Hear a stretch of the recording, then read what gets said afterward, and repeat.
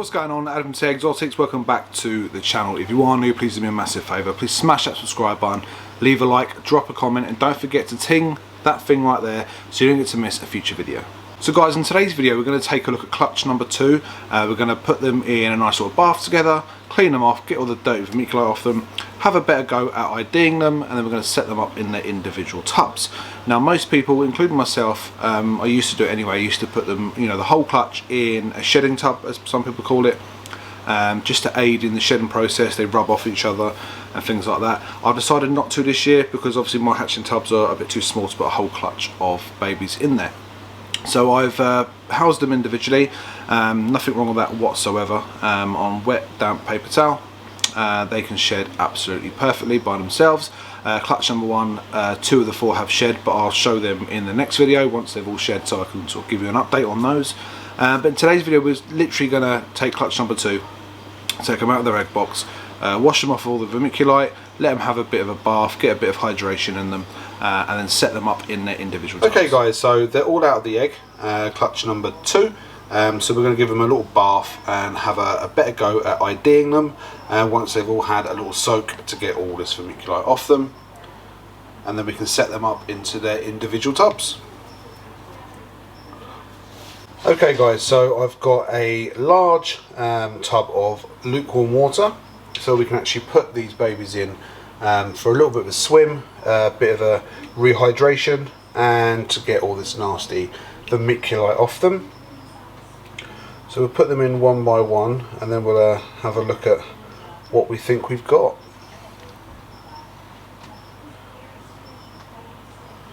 It's a nice clutch, I really like this one. Lots of colour, lots of different pattern varieties. Really happy with this clutch. Genetically very simple, but you know me guys, I don't care about all that. There we go. So let's give them a few seconds to have a little swim so we can get a bit closer on them. There we go. There we go. So let me move this egg box out of the way.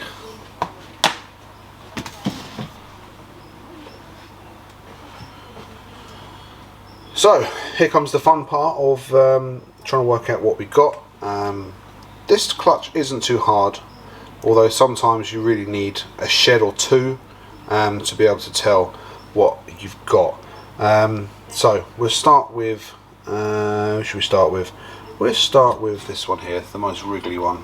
So this here is a fire spider, very wiggly fire spider.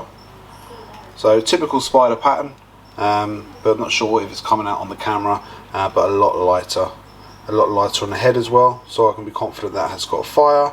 It hasn't got bumblebee, hasn't got pastel, otherwise it would be a bumblebee, but a really nice clean looking fire spider.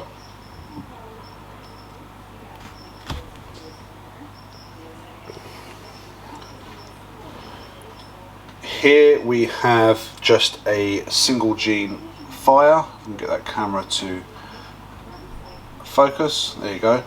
Really funky head pattern on here. It almost looks like it's scaleless, but it's obviously not on each side. But that's a really nice looking fire. Nice single gene. Really like fires as a single gene. It's really cool. Patterns along the dorsal there. What else do we have here? Let's go for this one. So this is just a pastel.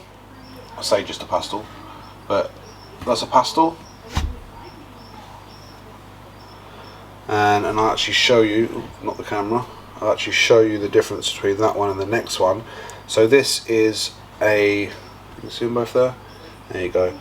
So this is either a super pastel or it's a firefly. I'm unsure at this moment in time, this one on the right here. Obviously the head difference is the big giveaway. So I'm inclined to say super pastel, but I don't know. Really cool funky pattern as well. But you can see the difference between the two, pastel and potentially super pastel. Not sure if it's a Firefly. That head is screaming super pastel, but it's not as bright or as blushed down the body, so I'll probably go with, at the moment, a Firefly.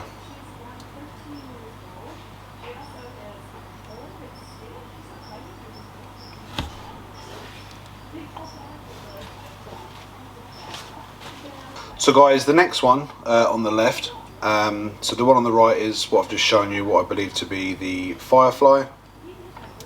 If that's the Firefly, guys, then the one on my left has to be the Superfly. So that has to be the Super Pastel Fire, and that just the Pastel Fire. The camera, I know, is not picking up these colours as well as it could be, but that is beyond a doubt a Superfly. Yeah, so definitely a Superfly and a Firefly. This one, if it's a female, I'll probably keep back just because she's really pretty. Colours on her are amazing. Head stamp is just, the head is just pure white almost. Absolutely stunning. There you go, a bit of focus. Really busy pattern, which I like.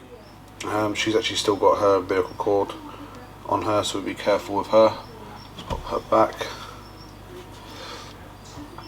Next up we have this one, which looks to be a banana bumblebee, so a banana pastel spider.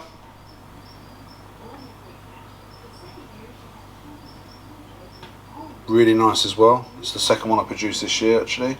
Really clean pattern. Will most doubtedly be a boy, but we'll sex him another time.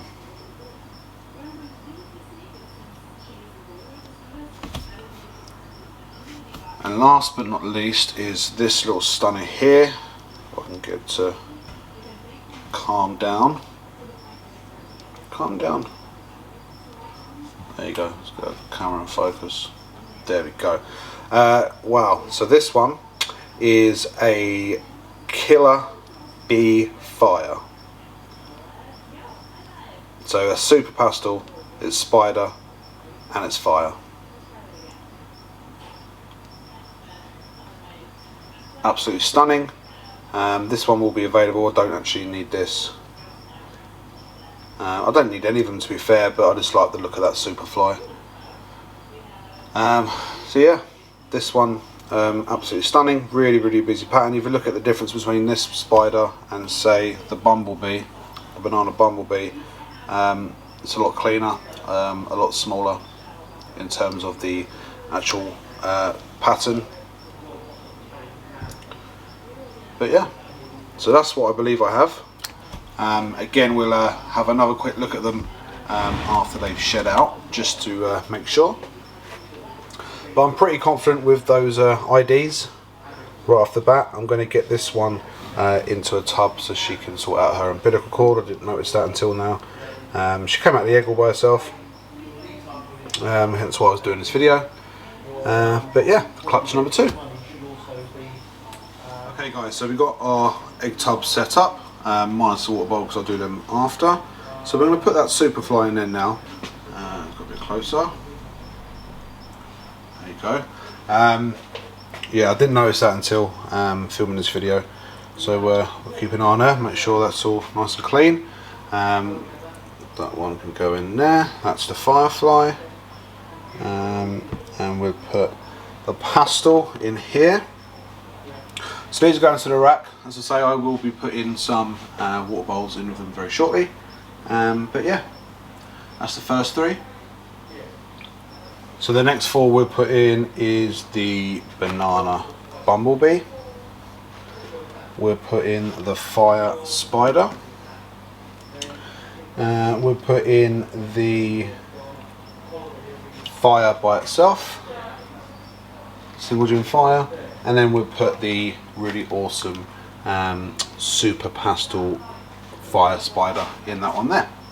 So like I said guys, I will put some water bowls in with them shortly, but just want to show you guys setting them up in the little tubs.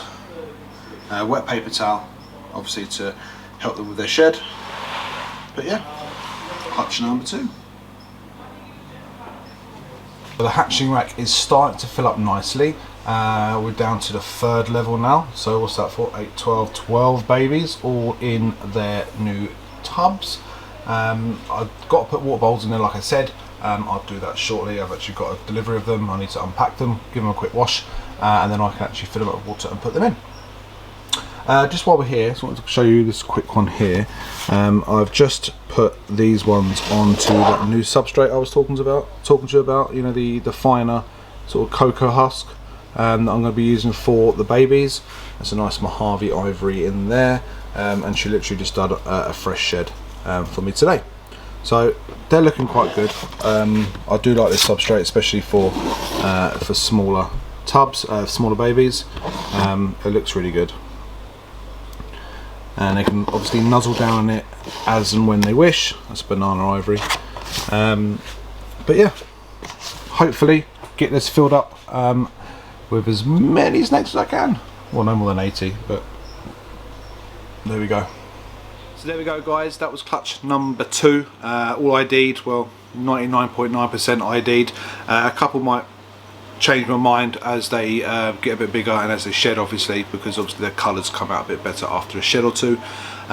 So hopefully I'll be able to tell the next sort of week or so if I'm right on my IDs or not. I'm pretty sure I am right, but you never know in this game. Even the simplest things, when you're working with genes that are quite similar, as in when they express in other genes, it can be a little bit difficult. So I'm not set in stone. I'm 99.9% sure that that's what they are, so we'll have to wait and see.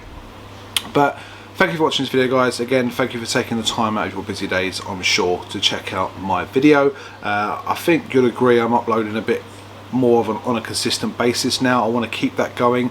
I'm actually sort of recording 2 or 3 in advance, schedule them on YouTube, so it gives me a bit more time to do another video, so it's not so much of a rush. It's working out so far for me perfectly, sort of juggling around everything else, so hopefully I can continue to bring out the content, you know, 2 to 3 videos per week, and especially as more babies are coming now, it's more content for you guys to watch. So fingers crossed I can continue on this track. So guys, again, like I said, thank you for your support. You guys mean the absolute world to me. Please subscribe if you haven't done already. Hit the notification bell so you don't get to miss the next video. Drop a comment down below or email me, taexotics@gmail.com. Website www.taexotics.co.uk. Either which way is fine. Send me a message if you've got my number. I'll pick up the phone. Ring the shop if you've got a question. I'll pick up the phone all the time. So guys, thank you very much for watching. You guys are awesome, and I'll see you on the next one.